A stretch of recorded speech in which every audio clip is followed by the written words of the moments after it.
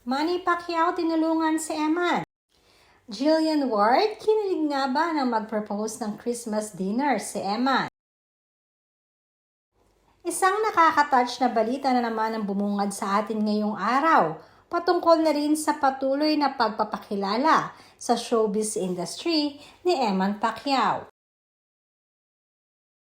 Dahil usap-usapan ngayon na nakatanggap nga ng isang napakagandang regalo galing kay Chavit Singson ang pamilya ni Eman.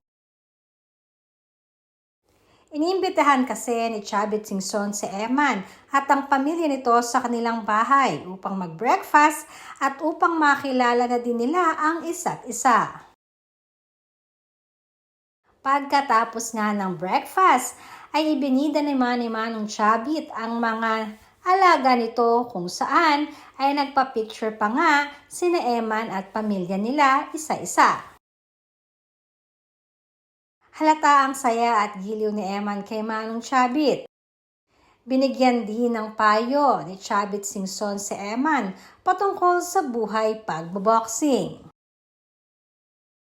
Alam naman natin na matagal nang matalik na magkaibigan si Manong Chavit at ama ni Eman na si Manny Pacquiao.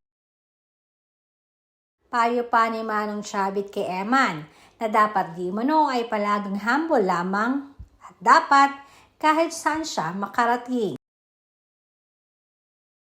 Samantalang ayon naman sa aming source ay kinilig at natuwa itong si Jillian Ward nang mabalitaan niya na gusto siyang maimbitahan ng pambansang kamao na si Manny Pacquiao sa kanilang bahay ngayong darating na Christmas. Bagay na flattered di umano siya, kaya lamang ay wala pa daw di umanong formal na imbitasyon galing sa pamilya Pacquiao. Kaya sa ngayon ay depende di umano ang magiging dinner nito sa kanyang magiging schedule.